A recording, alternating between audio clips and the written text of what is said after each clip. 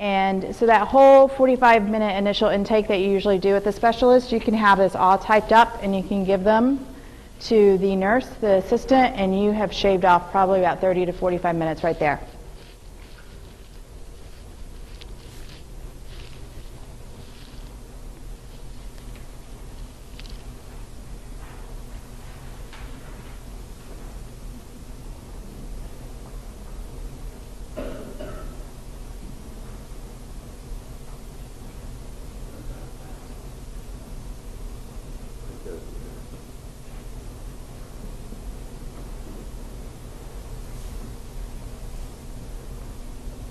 Yeah, I'll just do that, and then I'll just scroll back.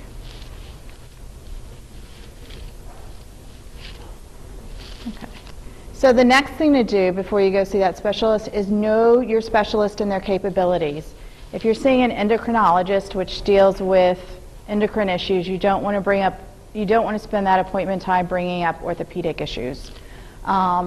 Also, kind of know a little bit about their background. My daughter says I am a professional doctor stalker, and the reason for that is before I see a new doctor or anything, I will research them. I will find out where their interests lie. I will find out what research they've done, so I kind of know their mindset before I waste my time with them and before they have to waste their time with me. Obviously, if you're Googling someone or you read their resume and they have it's a neurologist and they have 5 papers out on conversion disorder causing pain in children, it might not be a neurologist. You want to spend 8 months to wait and see. I had a link there, but I don't think we don't have internet access? Okay. Sorry, I used Dr. Bull's name because I knew he was speaking here, where you could go and you can click on it, you can pull up his resume and what his interests are. So based on all this information now that you've gathered on the specialist, what you want to do is you want to really pare down that list to about 1 to 3 very important questions. And that list needs to be based off what you want taken care of to improve your quality of life. If you're seeing a neurologist about headaches and you can't get out of bed because of your headaches, that's obviously going to be your primary issue you're going to want to bring up. You will not have time to bring up 20 to 30 different problems, and not only that, but if you try to, you probably won't get to the root of 1 or 2 problems that you really want to get taken care of. So this again talks about the top 1 to 3 issues to address first. And the reason for this is really the reality of the time constraints of our healthcare system. There you see a picture of Dr. House. How many times have we said, I want to go see Dr. House? And it's because you watch that show, they go in with the most complex things. They're doing everything up to brain biopsies, and they have an answer for you, and they don't stop. And it's not like that. Doctors that I personally know have told me that deal with complex kids, they are under pressures from their administration to cut down their appointment times. They are docked in their pay if they're not seeing enough patients within a certain time frame. And all of this stuff kind of feeds. So if we go in there and we take up an hour of their time and they're 2 hours behind, the secretaries will complain, the nurses will complain, it goes up to the administration, and next thing you know, they don't want to see EDS patients anymore. They don't want to see complex patients anymore. And as harsh as that sounds, in the end, it's a business about money. And if we're costing them money, or what they perceive to be costing them money, and we are, because insurance doesn't reimburse them for an hour visit versus a 20-minute visit. They get the same reimbursement. Then, unfortunately, the lashback that happens from that is it affects the complex care community. Another reason to kind of narrow things down to 1 to 3 issues at a time is that you don't want to make too many changes at once. If you are going to see a doctor and they're all of a sudden treating your headaches, your blood pressure, your muscle spasms, and you're starting on 5 new medications and you're doing great, which one's helping the most? You just don't know. Same thing with side effects. If you have a side effect from one of those medications or you have a side effect from a treatment where it's not beneficial, you don't know. You've lost that data. And as painful as it is to add things 1 at a time and try things out 1 at a time, it's really the only way to know for sure how it's affecting our body and how it's helping us. And once again, you know, we are fighting, unfortunately the reality is we are fighting the stigma of being complex, costly, and time-consuming.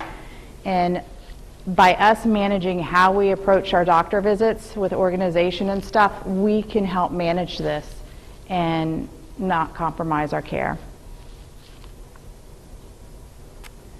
So other things that specialists may need from us are previous appointment notes from other specialists, previous copies of lab work, or previous imaging discs and reports. Out of curiosity, what's wrong with this brain?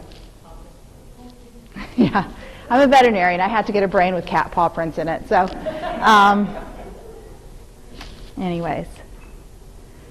So the way we do that, so we need to also change the way we manage our medical records to facilitate our needs and the needs of our specialists.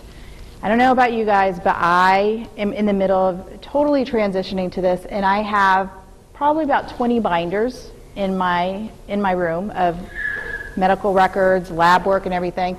And my room used to look like the left. It's starting to look more like the right.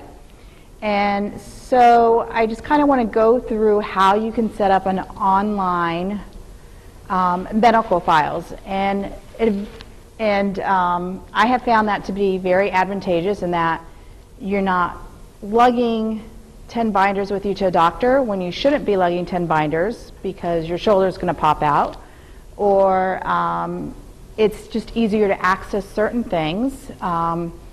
As you're talking with the doctor, if they say, oh, I would really like to see when you saw this specialist 2 years ago, bam, you can pull up the note and either fax it to them or email it to them just like that. Who knows how to set up files and filing systems on the computers, or do you guys want me to walk you through it a little bit? Walk you through it? Okay.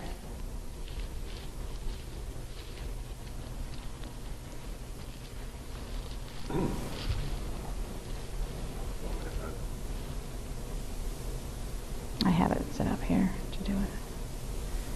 All right. So this is the desktop, right? So on every, at least PC desktop, and it's similar with Mac, there is something down there. See the little folder? And it's called My Computer. If you double click on that, it brings you to a menu on the left and all that. So I usually just start a file. To start a file, say on the desktop to the right here, you right click, you hit New, and you hit Folder. So you have a folder there. To name it, you double click on it. Or actually you don't double click on it, you one click on it, and then you can type in the name. So I made here Whitey Capone Trump's file. And in it, these are kind of good categorizations. So now that you're in this file, you want to create more files. So you want to look at this or think of this just like a filing cabinet drawer that you pull out. It says medical file on the front. You pull it out, and then in it you have files. So in it, you can have a file for communications, which is very helpful if you've been emailing your doctors or writing to hospital administrations or filing complaints or filing praises, and just keep all those letters in there. I have hospitalizations. Within hospitalizations, what I usually do is I do it by year.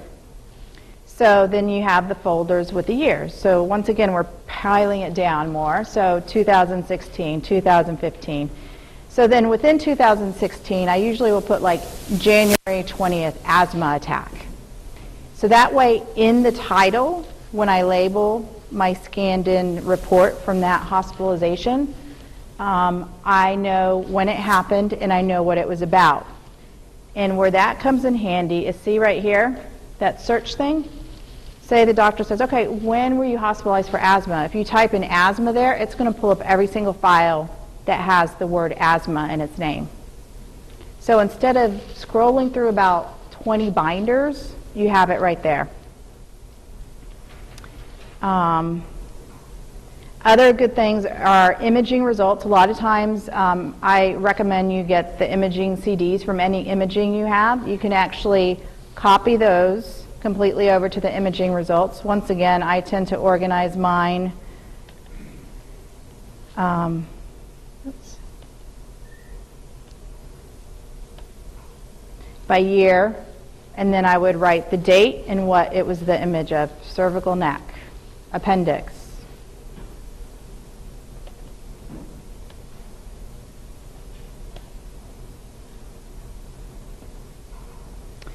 Then the same thing for lab work. And in lab work, if you're really ambitious, which I decided to try to be, and I'm still working on my project here, is you can have, oh, I don't have it there, you can make an Excel summary. So basically, if you know how to use Excel, you can take your lab results as you get them. You can put vitamin D levels to the left, the dates on the top, put the values. And what that does is that's kind of putting everything together. And now I'll even like color code it when it was abnormal. So if I want to glance and say, oh, you know, during these years we were really dropping in this, or this was really high. And it's just a way to kind of compile it. Obviously it's a lot of work to go back and put it in there, but as you get it then it becomes a lot easier because you're basically putting in the date and the lab results where the lab name is.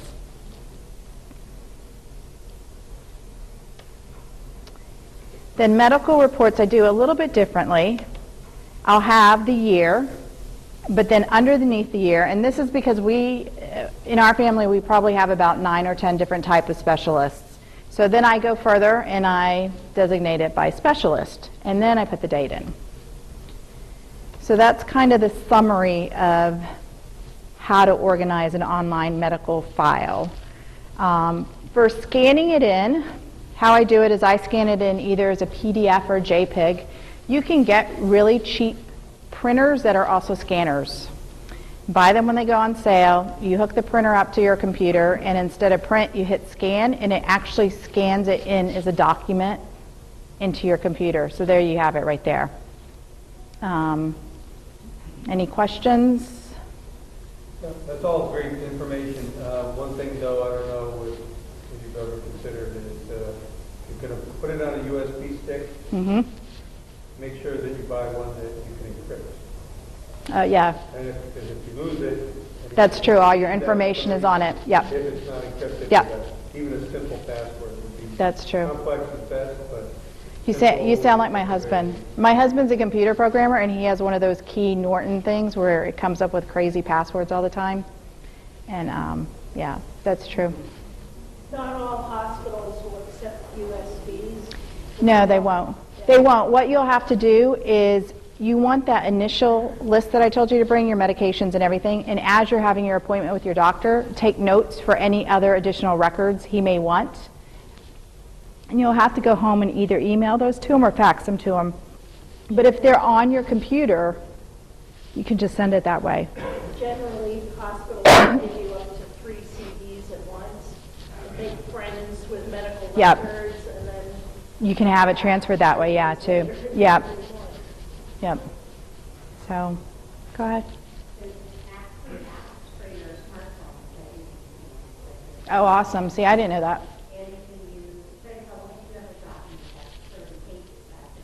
Right.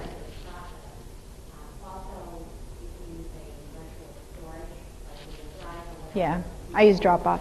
Yeah. Anything else? Oops, let me go back. Mm-hmm. You can also take the electronic records, and they have a variety of sort functions. So you can sort by date, you can sort Mm-hmm. by results, Mm-hmm. you can see your calcium level for the last Yeah, a few lot of the hospitals, you actually, when you request your records now, you can get them all already electronically, and then I just pair them up how I want them to be. Yeah. Yeah, but yeah, it is.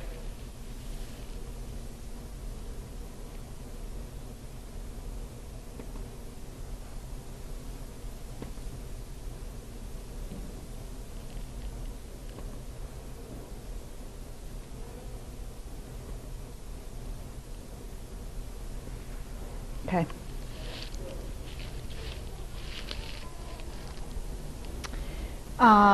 So these are just some of the advantages of the online medical file, which I kind of went over. You don't have to carry everything with you.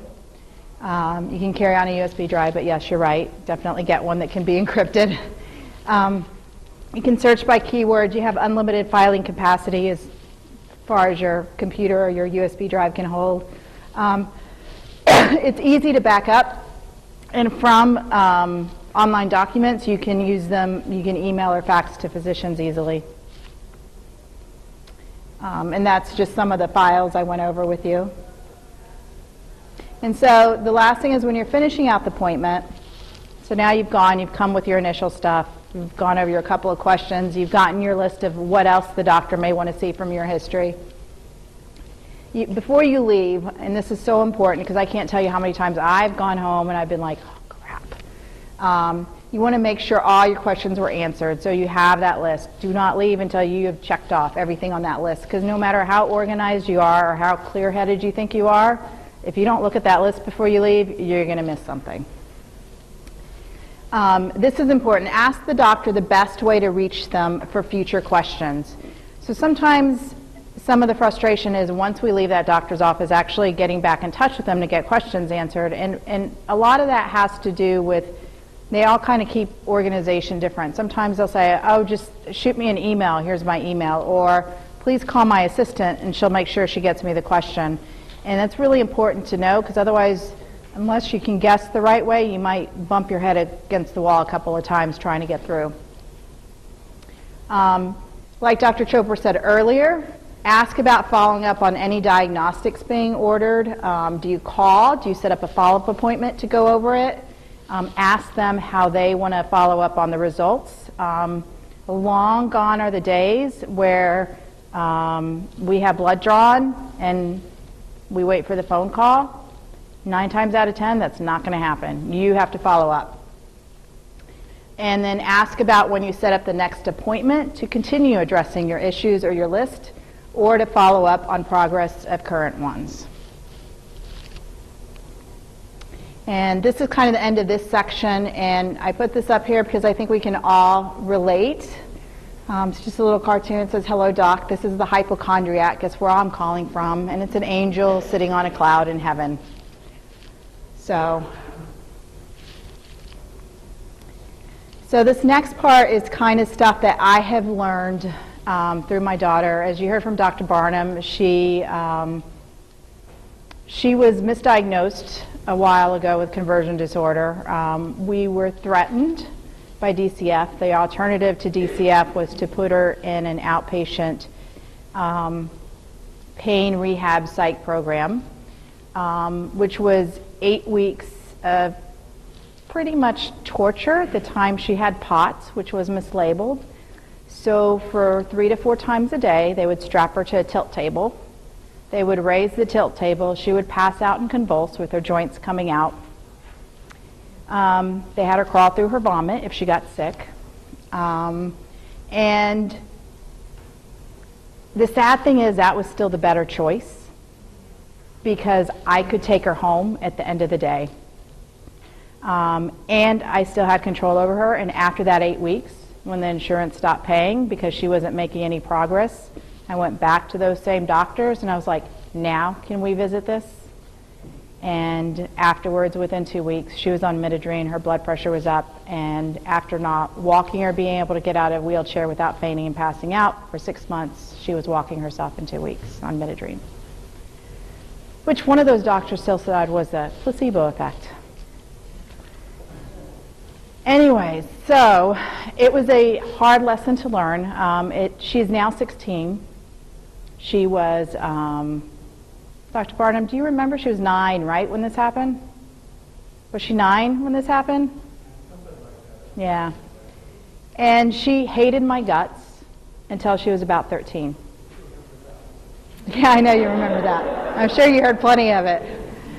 And so the reality is, this is a very real situation. At the time, I didn't think something like this could happen to me. I was a veterinarian. I knew what I was talking about. I was educated. Ironically, all those things actually work against me.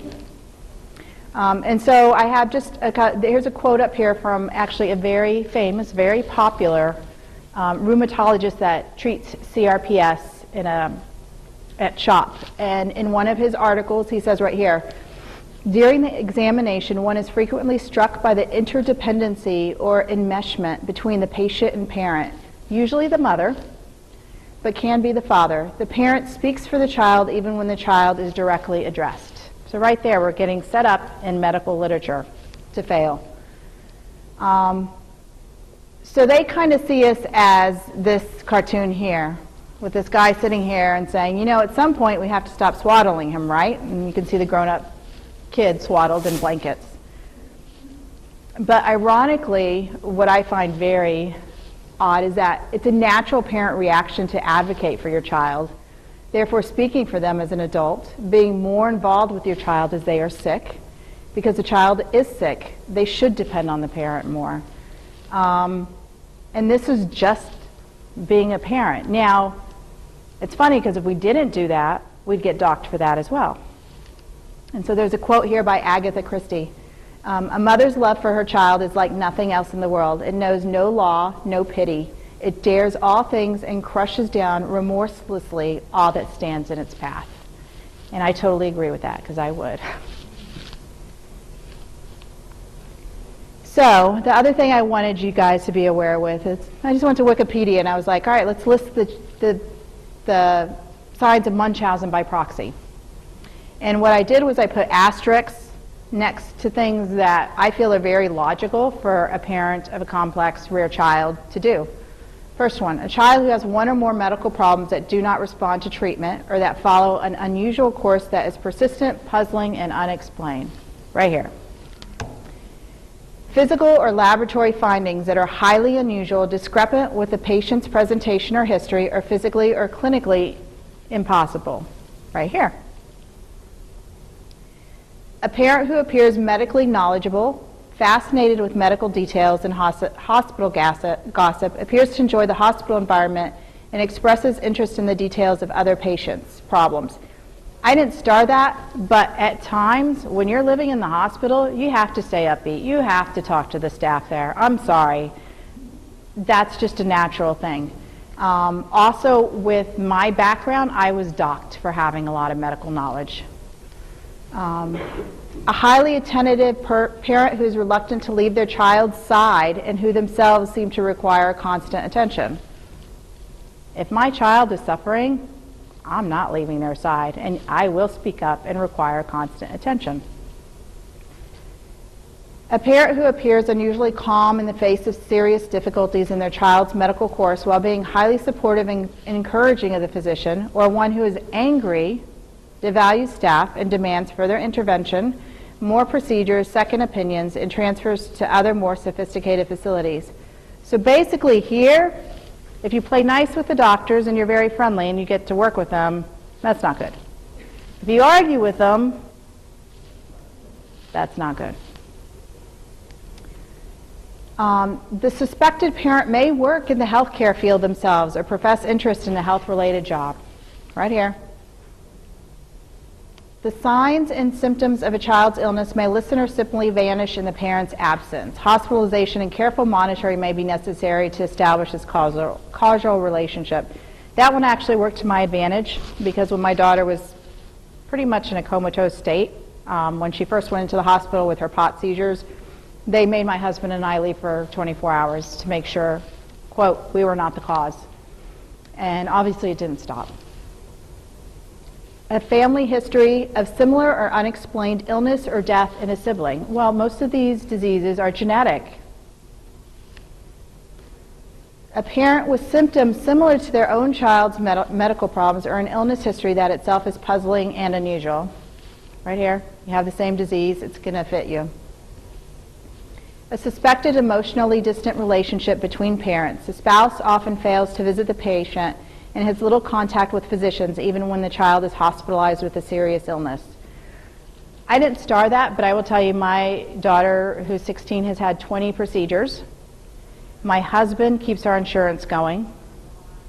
I cannot show up for work and I just don't see patients that day, so I have the flexibility. So I am the one that's in the hospital with her most of the time. That does not mean my husband is distant. That means that that is our reality and he has to work for his insurance.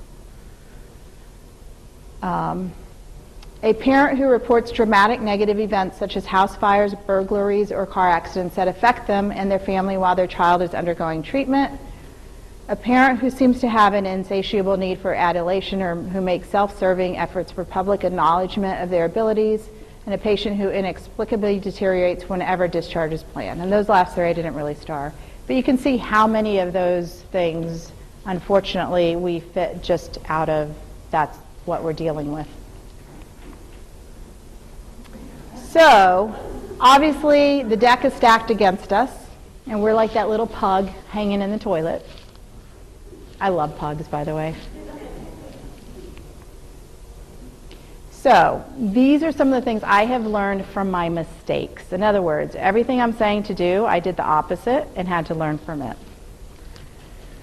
Be straightforward with your child and encourage them to lead the appointment and speak for themselves. My daughter started with this stuff when she was 7. Of course I'm going to speak for her. She's 7, she's in pain, she doesn't know what's going on. When all this happened when she was 9, I quickly learned that she had to become her own voice, whether she was old enough or not. So I immediately, now when we go to the doctors, she speaks. I sit there and I make her. If she doesn't know what to say, I'm like, all right, what's the problem? I'll push it back to her. And I think that's very important. It's also just beneficial because these kids are going to have to live with this for the rest of their life, so they do need to learn how to self-advocate. Even if one parent is solely responsible for health care because the other one can't leave work, try to switch out every now and then and make the other parent's presence known. So for longer hospitalizations and everything, switch it up a day or two. I mean, even if it makes it difficult in the family situation, have dad go sit in there and take a day off of work and do that. Try to always respect the physician and ask their opinion. One of my big mistakes was going head on first right away. And I'd argue, well, what about this? What about that with medical terminology? And that got me in trouble. I've learned then to kind of just sit back and almost act dumb until I know the physician and just be like, well, what do you think? Well, could this be playing a part? Or, you know, well, I heard that this could happen. Is that a possibility? You know, basically you ask them. Keep your emotions in check. It is a very emotional world for us. That is our child. On the other hand, being a veterinarian, I love my animal patients, and I understand how parents get attached to their animal patients. But as a veterinarian, that is a business. And so the interaction, I think, that doctors expect to have with parents is more business-like than emotional, and some just don't know how to deal with emotion. Would you agree, Dr. Corson? Never say I. I'm bad about that. Always say we. The family is a unit. Do not tell the physician about research. Don't go in there and say, but look, here. Because then you'll get the Dr. Google name. Ask them if they are interested in reading it and say, you know, I came across this article the other day. Have you seen it? Would you like for me to bring it to you? If they say no, drop it. Always, always have a psychologist or psychiatrist for your child so that the physician can discuss any, quote, emotional concerns with them. That was the best thing I did when Karen got labeled with conversion disorder. I called Dr. Barnum, who was recommended to me through a friend of mine. And yes, she was very anti-seeing anybody in the psychiatry profession, but it's helpful in her dealing with how she's going to deal with this stuff. And I have him there to call, to have physicians call him, not me, so that he can hopefully say she's not certifiably insane, although some days I do wonder. But if you are meeting resistance for something you feel needs to be addressed, do not try to change that physician's mind. This is when you just need to move on. That's hard for me. I'm very stubborn. And I think, especially when we're trying to get physicians to understand our rare disease or something, you really, really want them to get it. And the reality is they're busy, they have patient loads, some are just not interested. And if you keep pushing, eventually they're going to push back, probably in a way you don't want them to push back. Document as much as you can in writing. And if you get that, quote, odd feeling, dig and clear things up sooner rather than later. So some of the key phrases are, boy, you know a lot about this medical stuff. You know, that's one thing you kind of don't want to hear. Why do you travel so much? How many doctors have you seen? And if you're just getting that feeling, I try to bring it right out right then and say, well, what do you mean by that? And let's discuss it, and let me tell you why, and all that. Don't leave it on the table. If mistakes are made, address them with appropriate agencies immediately. And this is a regret of mine. I kind of do it now, but there's a lot of mistakes made a long time ago, and I was so scared after all of that, I just kind of went and hid away. Now I know I could have written letters not only to the hospital, who will probably ignore it, but to the medical state board about certain individual actions, and I wish I had done that. If you file a complaint with the medical state board, they keep it on file, they send a letter to the physician, and the physician has to defend what happened. It's just a good way to keep things up if you were really in the right and they were in the wrong. And I do recommend doing that.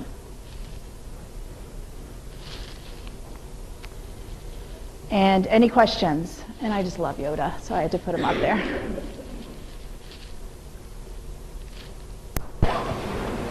Very courageous to stand up and tell us. Thank you. Yes. I get it from my daughter. She's more courageous than I am. They always are. Yeah, they are. We learn from them. You talk about having them advocate for themselves. Mhm. I have 8-year-old twin boys, and one is on the spectrum, so let's say without reading the kid. Mhm. The other one is pretty shy, and I try to have him speak in his own words, and it's really hard for him. Any tips, advice? So at the very beginning, when my daughter was younger, before we went to an appointment, I'd be like, okay, we're going to go see this doctor. They're going to want to know about this. If I ask you some questions so that you can tell them how you feel, try to answer them. And I would just tell her that. And so we'd be in a room, and the doctor would say something, and she'd sit there, and I'd be like, Karen, how do you feel when that happens? And then, at first she wouldn't say much, but with time they start to talk, and then they turn into, it's embarrassing sometimes now in the doctor's office, because she's talking, and I'll say something, and she'll be like, shut up, Mom, you don't know what you're talking about. And I'm like, you've heard her say that, right? We used to see Dr. Corson. Oh, yeah. It's like, it's almost embarrassing, but you know what? She's advocating for herself, so I'll put up with it. I think your boys are young, so you have to train them. Yeah. And I was thinking about Dr. Chopra's timeline. What I started to do with my daughter is I prepare her now. She's 17 now, but it started when she was younger. And you do a little coaching, and I'll be like a little older, and they always want to hear from Matt. But I always gave it that. I go to the doctor for limited time. Why can't I just talk to you with your mom and mom? They want to hear from the kids. They want to hear especially from the mom. So I do a little timeline, and I'll ask her for the appointment. And sometimes she'll be quiet, but now she's really taking it on, and they like it better, and I like it better, and then I'm not being enmeshed, mom. Right, you're not. I want him to be able to do it. I want him to gain that confidence and be able to. It takes time. Because he's going to need it. Yeah. Well, we're at a better place with that now. She speaks for herself at appointments much better, but it worked against us at many doctors because she really had PTSD type of reactions from the bad experiences. I think that's worked against us throughout the years because they ask her things and she doesn't want to talk about it, and she's really defensive. So we've had a couple of those visits. Actually, Karen has walked out on a couple of doctors and gone off on them.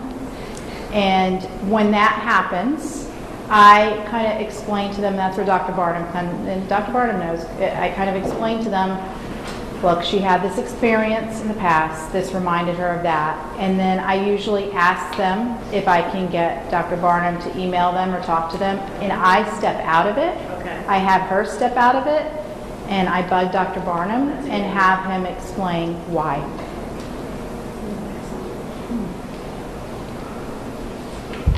You talked a little bit about if you start to get that feeling where you start having certain questions to ask, as someone who helped me with your new patients.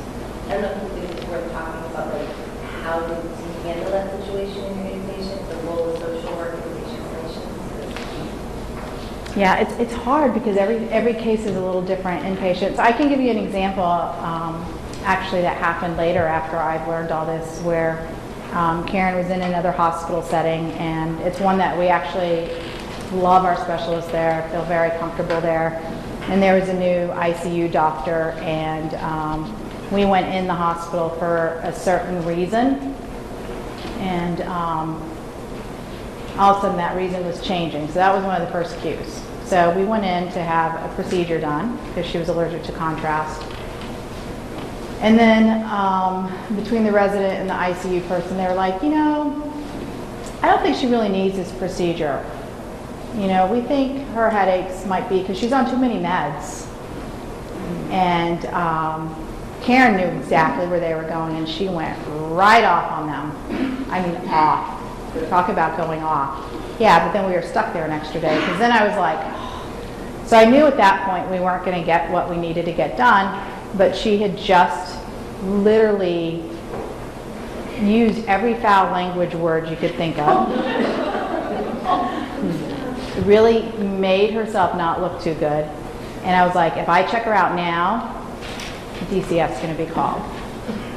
So I talked to her and I was like, look, that's not how we handle it. And I said, just trust me and play along. So she was in there for an extra day, and sure enough, the next day, the whole psych team came in. I think 3 psychologists, a psychiatrist. I was at work, so they took advantage of that. And luckily by then she's learned a little bit, so she's like, Mom, I turned the conversation around on them and told them I was really interested in being a psychiatrist.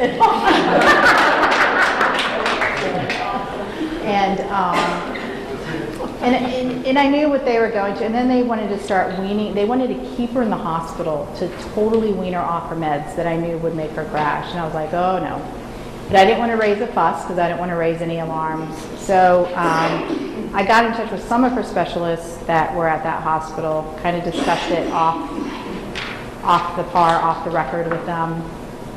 And I was like, all right, we'll start weaning down on this one medication. So I waited till the ICU attending went home. I called, it was out after work too, and I was like, look, she doesn't want to miss school. And we didn't want her to miss school. I mean, that was crazy to sit in a hospital as we weaned down medications for weeks when she could be going to school. And I was like, look, we came in here for this. This isn't happening. This is what you want to do. We'll start weaning off this med. You know, can we just go home? And they were like, right away, like, well, this first med's a cardiology med. It's not safe to wean off the hospital. Well, I had anticipated that, so I'd already talked to the cardiologist. And I was like, are you sure? Do you mind paging the cardiologist and seeing if she doesn't mind seeing us as an outpatient? So they did, and of course she didn't mind, and we were out of there. But that's kind of a situation we avoided, and that was just from experience. But it was so important to stay calm during that and not go off on them. I mean, like I said, Karen went off that one day, so I felt like we even had to stay an extra day. And just kind of, and I focused back, I kept turning back the focus to, we came in for this reason. You're wanting to do this. I didn't have her in here for this reason to miss school. Because they're also big on not missing school and keeping up with life and everything. So, but each situation's a little different. I was going to say another red flag when you're inpatient is usually if a social worker to visit you once. They come back twice or 3 times. You're in trouble. You're in trouble.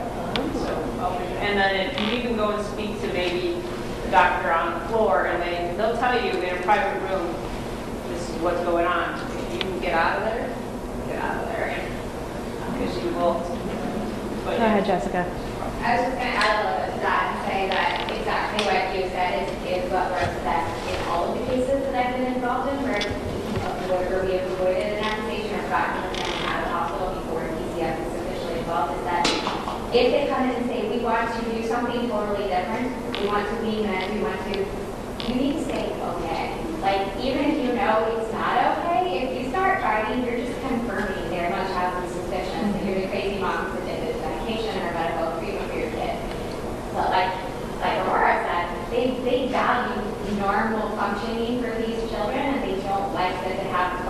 schedule. So if you say yes to something like a med leave, and then you say, but we want her to have a normal life while we're doing this, go to school, be outpatient, not be encouraging the sick role by leaving her here in the hospital for weeks, that often is successful. And then Use their arguments against that's right. them. That often is successful, and then when you are outpatient, you contact your specialist, your core team, and say, do you want to continue this other plan, or are you satisfied with where we were before?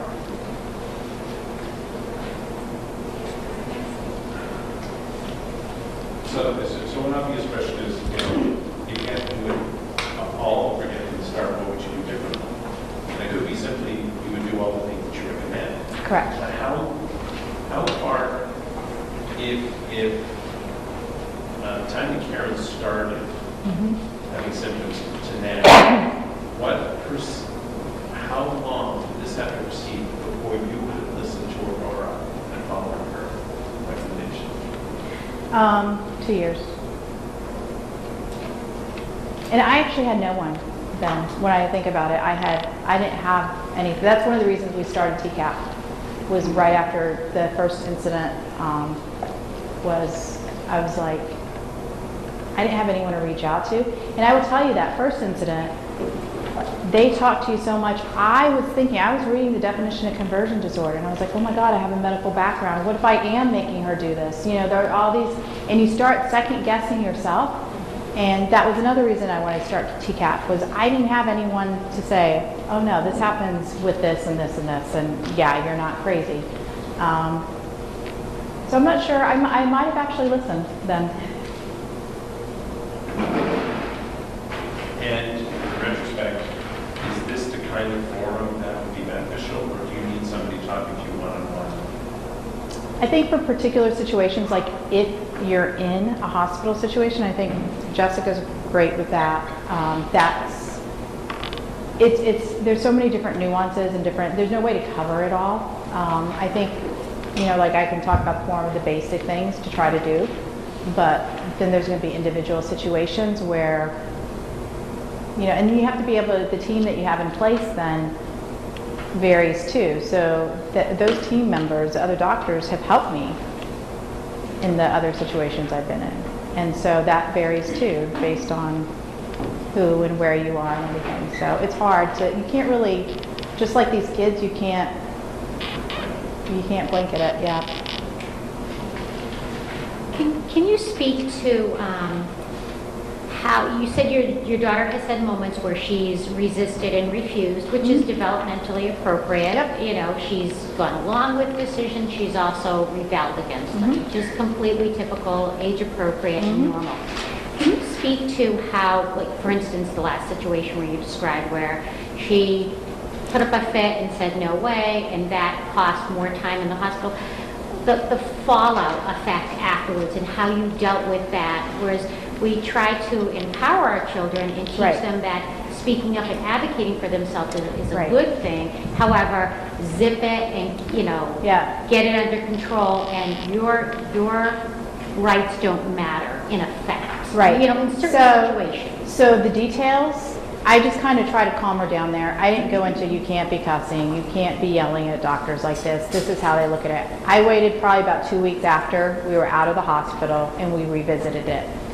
And actually, one of her doctors that she does trust, that is on her team, wrote in her note, and when we went and saw her, and I was so thankful she did it herself, she said, Karen, you can't use that language because that gives them incentive to say that you're acting out, and it works against you. So it was nice to also have that, but it was all after the fact. You have to do it after the fact because they're so caught up in the moment then. You just kind of have to sit back and go. But even the opposite side of that, where they lay down for whatever, as opposed to rebel against. How do you deal with both situations? So, and that's what she did at the beginning when she was younger. And I just told her, I said, you have to speak up or this is what happens. I mean, it's kind of like a hard fact of life that they have to learn. And say, I don't want this to happen, but this is the consequence that happens. If you don't speak up and I'm going in there and I'm saying everything for you, they're going to think I'm designing your healthcare, I'm designing your problems, and we're at risk for this. And I flat out told her, and she was 9 years old. And that broke my heart, but it was the reality of the situation. Dr. Barnum, what do you think? Should I not have told her? He's a psychiatrist, I'll ask him.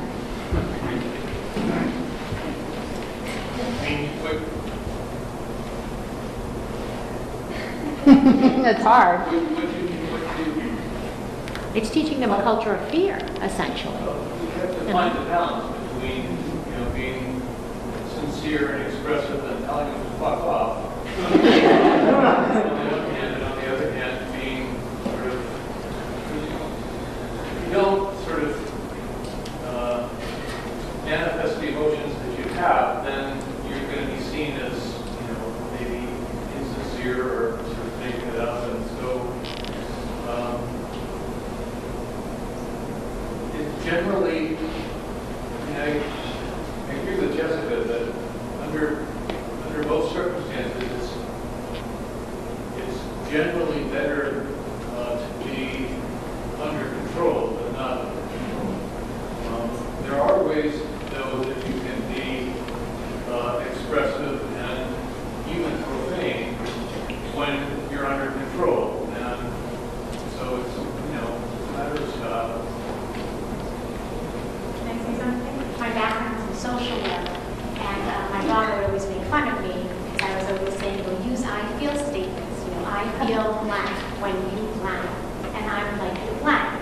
And she would always make fun of me, but it's actually come out really helpful as she's grown older, and she's heard me use them with the doctors, and now she'll use them because we had a doctor say, is your mom doing this to you? And I sort of like sucked that anger in. And she's like, I feel angry when you accuse my mother of hurting me. She would never do anything like that to me ever. And this is caused by other families. And I was really proud of her and proud of me. And so it's part of that training. Yeah. And I think like I feel statements or anything that you can learn from therapists or psychiatrists who can help give you that language to use with your kids. It's great because they need to express themselves. They do. Yeah, and I don't want to, you don't want to scare them to death, but it's reality. I call it just the reality check, unfortunately. Go ahead, John. There's a decision from Justice Sotomayor last year in the Supreme Court in which she said that every African American or Hispanic parent is going to sit down with their children at some point to have a talk about what they can expect in their lives and reactions from certain people and how they need to respond to limit the danger that's posed to them. I see this is no different. Yep. Every parent with a child with a rare disease has to sit down and have the talk. Yep. I was going to say something similar that is, astounding fact that you have to realize. So I was just thinking that having your kids speak for themselves, the sad reality is we've had those issues in school and outside with family members, and that's what we're trying to teach them, and this has been very helpful, that it's not me, the crazy mom, saying you have to tell these people. Society does not believe you. You're set up to be treated that way unless you do learn, and so it's exactly what you just said. And that's the reality. Yeah, and that's also where having a psychologist and psychiatrist comes in very, very handy, because we're their mom. They don't want to hear advice from us. And not only that, but role playing and how they might approach situations. That's what the psychologists and psychiatrists are for. What is she? We've had a neurological voice disorder, by the way. I have to tell people. Sort of sound weird, but big things factors. So my daughter tends to dampen her pain or how she's feeling. She sucks it up. And then that makes me look like the crazy mom who's saying, she's saying a 5, but really she's a 7. So how do you get a child to just be honest, put it out there, it's okay? We wasted some appointments because Karen was in that mood and I wasn't going to step in and speak for her. And then she complained afterwards and I was like, you had your chance. And I hated doing that, but now she kind of speaks up. Okay. Yeah, what happens when your child is frequently absented and can't speak for herself during the crisis? Well, then you have to speak for them. I mean, that's just a, But then yeah. the whole, That's when maybe you want other people involved in the, There's times like I'll be unconscious and then next time I go to like a follow-up, it'll be like, you explain to me what happened to your last hospitalization and I'm like, I can't because I don't. remember, well, I would just say that. I would just I say. do and then I'm like, well, recall it. they don't believe it. They Yeah. talk about things like, this is the only hospital that hasn't thrown it out yet. So be you grateful tell and them, recall. Bye-bye. I mean, that's kind of where you're at where you're in a situation where you're not going to change their mind. And, unfortunately, we travel all over for our team, and it's hard and economically debilitating, and but it's a necessity. And I wish we had a better solution to that, but I think it just, that's the hard one. Okay, I'm gonna have to cut off. The unfortunate thing is it puts, I was in the position of the child, put the child in the position of defending the parents and the entire family, and you know that if you don't do a good job at it, you're going to be lost here. I totally agree, but that's the reality. That's the reality. And they should not have to feel that way. And it's true.